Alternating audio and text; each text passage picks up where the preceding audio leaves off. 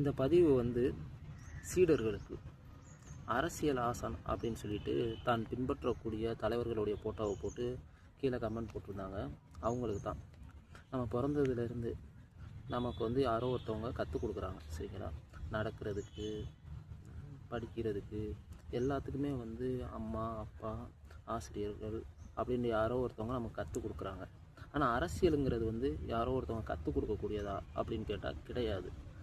அரசியலுங்கிறது வந்து எது சரி நமக்கு கிடையாது, எல்லாருக்கும், மக்களுக்கு, நம்மளுடைய நாட்டுக்கு எது சரி அப்படின்னு நாமளே சிந்தித்து முடிவு எடுக்கக்கூடியது.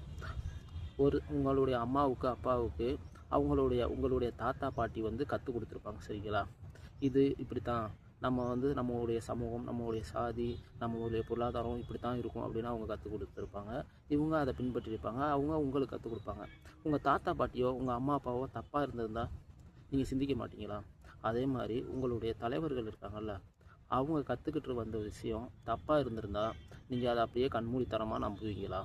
ஏற்றுக்குருவீங்களா? அரசியலுங்கிறது வந்து கற்றுக் கொடுக்கக்கூடியது கிடையாது.